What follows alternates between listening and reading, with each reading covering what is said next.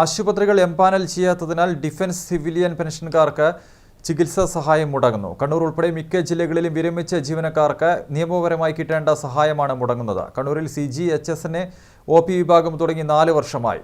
ഇവിടെ നിന്ന് റഫർ ചെയ്താലും മറ്റ് ആശുപത്രികളിൽ ചികിത്സ തേടാൻ പറ്റാത്ത സാഹചര്യമാണ് നിലവിലുള്ളത്.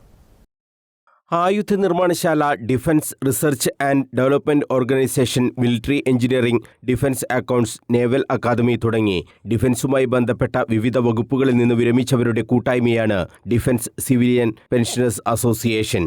ഈ മേഖലയിലുള്ള പെൻഷൻകാർ നേരിടുന്ന ഏറ്റവും വലിയ പ്രശ്നമാണ് ചികിത്സയുമായി ബന്ധപ്പെട്ട് നിലനിൽക്കുന്ന പ്രതിസന്ധി. കേന്ദ്ര സർക്കാർ ജീവനക്കാർക്കും പെൻഷൻകാർക്കുമുള്ള ചികിത്സാ സഹായ പദ്ധതിയാണ് CGHS. സേനാ വിഭാഗത്തിന് നൽകുന്ന ECHന് ഏതാണ്ട് സമാനമാണ് CGHS. ഇത് ലഭിക്കണമെങ്കിൽ ഫിക്സഡ് മന്ത്ലി അലവൻസ് പെൻഷൻകാർ വേണ്ടെന്ന് വെക്കണം. വൈവിധ്യമാർന്ന മെഡിക്കൽ സേവനങ്ങൾ കിട്ടുമെന്നതിനാൽ ഇത് പെൻഷൻകാർക്ക് അനുഗ്രഹവുമാണ്. CGHS വെൽനസ് സെന്ററുകളിൽ ആണ് ആദ്യം പരിശോധനയ്ക്ക് എത്തേണ്ടത്. ഇവിടെ നിന്നും രോഗത്തിന്റെ സ്ഥിതി അനുസരിച്ച് മറ്റ് സൗകര്യങ്ങളുള്ള ആശുപത്രികളിലേക്ക് റഫർ ചെയ്യുകയാണ് പതിവ്.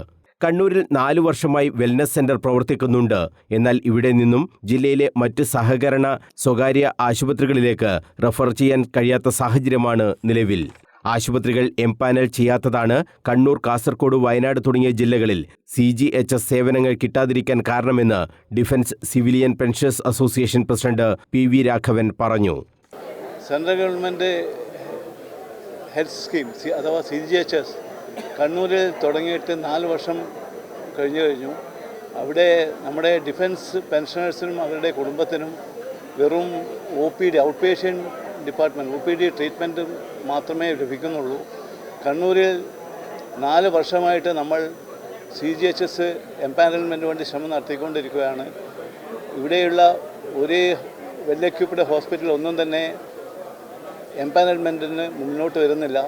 നമ്മുടെ ശ്രമം പലതവണ എല്ലാ ആസ്പത്രികളെയും നേരിട്ട് അപ്രോച്ച് ചെയ്തിട്ടുണ്ടെങ്കിലും CGHS വെൽനസ് സെൻ്ററിൻ്റെ ഒരു ലോക്കൽ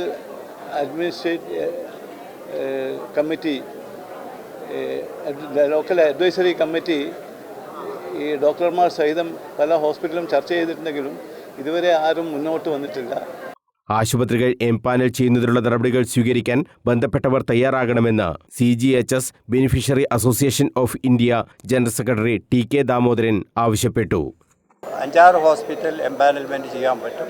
കാരണം CGHS ഡയറക്ടർ ട്രിവാൻഡ്രം വളരെ പോസിറ്റീവാണ് റെസ്പോൺസ് തരുന്നത്. അതുകൊണ്ട് I sincerely request the government of Kerala to kindly intervene in the matter and help us by way of requesting all the private hospitals in Kannur by way of invoking the Clinical Establishment Act by modifying it. അസോസിയേഷന്റെ മലബാർ മേഖല വാർഷിക യോഗവും കുടുംബസംഗമവും കണ്ണൂരിൽ നടന്നു. DCPA president PV Raghavan ഉദ്ഘാടനം ചെയ്തു. Covid കാലത്ത് മരവിപ്പിച്ച 18 മാസത്തെ DA അനുവദിക്കുക, 8ാം ശമ്പള കമ്മീഷൻ രൂപീകരിക്കുക, CGHS ഗുണഭോക്താക്കൾക്കായി ആശുപത്രികൾ എംപാനൽ ചെയ്യുക, മുതിർന്ന പൗരന്മാർക്ക് റെയിൽവേ കൺസെഷൻ പുനഃസ്ഥാപിക്കുക, കണ്ണൂർ വിമാനത്താവളത്തിന് പോയിന്റ് ഓഫ് കോൾ പദവി നൽകുക തുടങ്ങിയ ആവശ്യങ്ങളും സമ്മേളനം ഉന്നയിച്ചു. Central government pensioners association general secretary KMV ചന്ദ്രൻ, വനിതാ വിഭാഗം president Vijayalakshmi Phalgunan Nambiar, secretary Sushma Valsan, DCPA general secretary P മനോഹരൻ, രാജൻ വള്ളിയോട്ട് തുടങ്ങിയവർ സംസാരിച്ചു.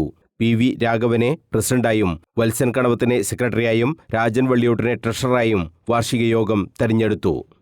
News bureau, Kannur.